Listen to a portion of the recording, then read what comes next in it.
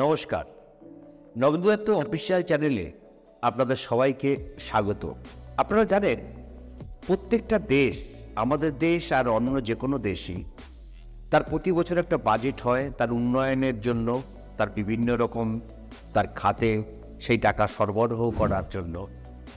সে বাজেটটা যখন ওনারা তৈরি করে, সেই বাজেটের একটা যে অংশ, কোথার থেকে টাকার আয়ের উৎস, সেটা হচ্ছে ট্যাক্স। সেই ট্যাক্সটা আমরা প্রত্যেকে প্রত্যক্ষ বা পরোক্ষভাবে আমরা দিয়ে থাকি। আপনি লবণের প্যাকেট কিনুন বা সাবানের প্যাকেট কিনুন বা আপনি পেট্রোলের বলুন, যে দেশলাই গাড়িটা আপনি কিনছেন সেটা 1 টাকা দিয়ে কিনছেন, সেটার মধ্যেও কিন্তু আপনার ট্যাক্স দিতে হয় এবং সেই ট্যাক্সের টাকাতেই দেশের ডেভেলপমেন্টের খাতে খরচ হয়। তো আজকে আমি যেই ব্যাপারটা নিয়ে আপনাদের কাছে আসছি, সেই ব্যাপারটা একটু আলোচনা করা যাক। সেটা হচ্ছে মিউচুয়াল ফান্ডের ট্যাক্সের ব্যাপারে। নমস্কার, আমি Nagdatta, financial adviser and motivational speaker. বেশ কিছুদিন যাবৎ আমার ভিডিওটা আসছিল না ব্যক্তিগত কারণ বিশেষে। তো পরবর্তীতে আমি চেষ্টা করব কন্টিনিউ আগের মতন ভিডিও আপনাদের কাছে উপস্থাপন করার। তো আজকে যে ব্যাপারটা আমি আলোচনা করছি, মিউচুয়াল ফান্ড ইন্ডাস্ট্রিতে তো আপনারা পয়সা রাখছেন, কিন্তু ট্যাক্সের ব্যাপারটা কী হবে? এটা একটা খুব গুরুত্বপূর্ণ বিষয় আপনাদের জন্য। এটা প্রত্যেকে জেনে রাখা উচিত।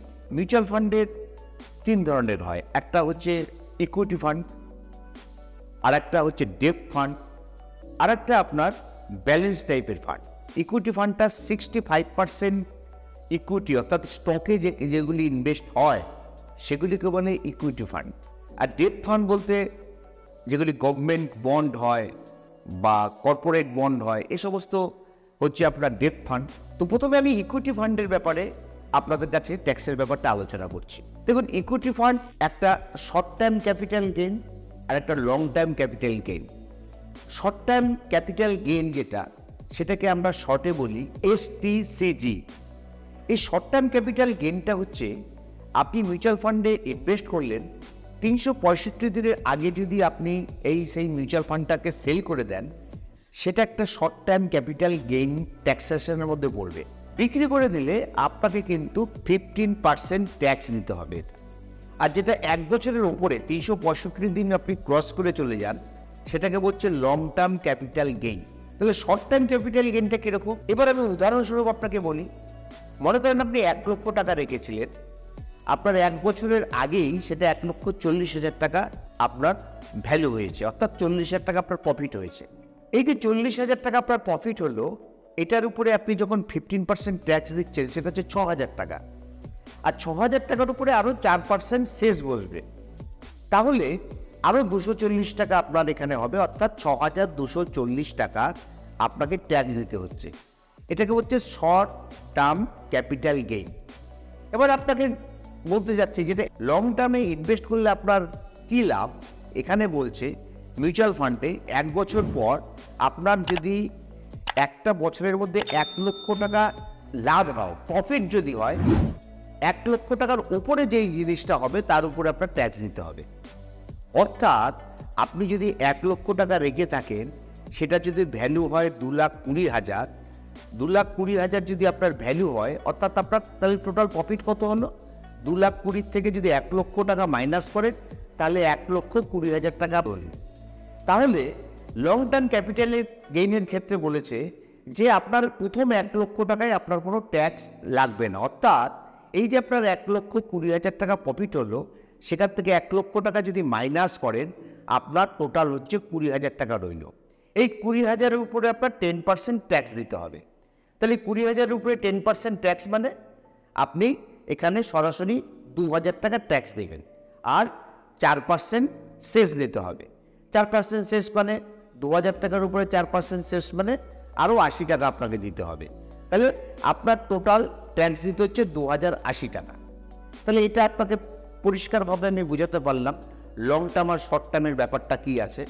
এইবার আমি যাব ডেট ফান্ডে। ডেট ফান্ড বলতে যেটা 65% পর্যন্ত ডেট ইনস্ট্রুমেন্টে ইনভেস্ট করা হয়, সেটাকে বলে হচ্ছে ডেট ফান্ড। এই ডেট ফান্ড এটা 3 বছরের একটা সময়সীমা এখানে আছে। 3 বছরের আগে পর্যন্ত যা কিছু আপনার হবে সেটাকে বলে শর্ট টার্ম ক্যাপিটাল গেইন, আর 3 বছরের উপরে যেটা হবে সেটা হচ্ছে লং টার্ম ক্যাপিটাল গেইন। এবার আপনি মনে করেন যে এখানে ট্যাক্সটা কিভাবে হবে। এখানে শর্ট টার্ম ক্যাপিটাল গেইন মনে করেন 3 বছরের আগে আপনার একটা 1 লক্ষ টাকা মনে করেন যে 30,000 টাকা প্রফিট হয়েছে বা 40,000 টাকা প্রফিট হয়েছে।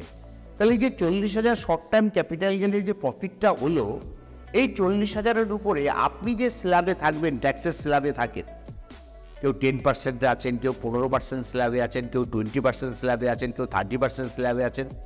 যে স্ল্যাবে থাকবেন সেই স্ল্যাবে এই 30,000 বা 40,000 টাকাটা অ্যাড হয়ে যেই ট্যাক্সের মধ্যে আপনি পড়বেন, অর্থাৎ আপনি যদি 20% ট্যাক্সের মধ্যে পড়েন, তাহলে মূল ইনকামের সঙ্গে এই যে প্রফিটের 40,000 টাকা হয়েছে, এই 40,000 টাকাটা অ্যাড হয়ে আপনার টোটাল ট্যাক্স দিতে হবে। এবার long term capital gain. Long term capital গেইনটা কি আছে? ডেট ফান্ডের লং টার্ম ক্যাপিটাল গেইন 3 বছরের উপরে যেই টাকাটা আপনার প্রফিট হয় সেটা 20% ট্যাক্স স্ল্যাবের মধ্যে আপনার পড়ে। এবার দেখতে হবে আপনি যদি 30% ট্যাক্স স্ল্যাবে থাকেন তাহলে কিন্তু আপনাকে 30% স্ল্যাবেই ট্যাক্স দিতে হবে। আর যদি মনে করেন আপনি কোনো ট্যাক্স স্ল্যাবের মধ্যে পড়ছেন না, তাহলে কিন্তু আপনার এই ক্ষেত্রে ট্যাক্স দেওয়ার কোনো ব্যাপার নেই। সেই ক্ষেত্রে ইকুইটির ক্ষেত্রেও তাই। ইকুইটির ক্ষেত্রেও যদি দেখা গেল যে আপনি কোনো ট্যাক্স ওই 1 লক্ষ টাকার যদি উপরে প্রফিট না হয়, তাহলে সেখানেও কিন্তু আপনার কোনো ট্যাক্স দেওয়ার এখানে জায়গা নেই। এইবার এখানে একখানা কথা আপনাদের মনে করাতে চাই, সেটা হচ্ছে আজ থেকে 3 বছর আগে বা 4 বছর আগে 1 লক্ষ টাকা রেখেছেন, এখন ভ্যালু 2.5 লক্ষ টাকা। তাহলে 2.5 লক্ষ টাকা 4 বছর পর, অর্থাৎ 4 বছর আগে 1 লক্ষ টাকা রেখেছেন, 4 বছর পরে সেটা 2.5 লক্ষ টাকা হয়েছে। তাহলে এই যে 1.5 লক্ষ টাকা আপনার প্রফিট হলো, এই 1.5 লক্ষ টাকার উপরে আপনার ট্যাক্স দিতে হবে। কিন্তু না, আপনি 4 বছর আগে যে 1 লক্ষ টাকা ছিল, এই যে মাঝখানে যে ইনফ্লেশনটা ছিল, মুদ্রাস্ফীতি ছিল, 4 বছর আগের যে ভ্যালুটা ছিল 1 লক্ষ টাকা, সেখানে আমাদের গুগলে গিয়ে যদি আপনি এই ট্যাক্স ইন্ডেক্সন ক্যালকুলেশন বের করে দেখেন, তো 1 লক্ষ টাকা যদি আপনি আজকে 4 বছর আগে দেখে থাকেন, এখন আপনার সেই 1 লক্ষ টাকার ভ্যালুটা কমসে কম দেখবেন 1,34,000 টাকা হয়ে গেছে। তাহলে আপনার এখন এই যে 2.5 লক্ষ টাকা থেকে 1,34,000 টাকা মাইনাস করে যেই টাকাটা থাকবে, সেটার উপরে আপনারা কিন্তু ট্যাক্স দিতে হবে।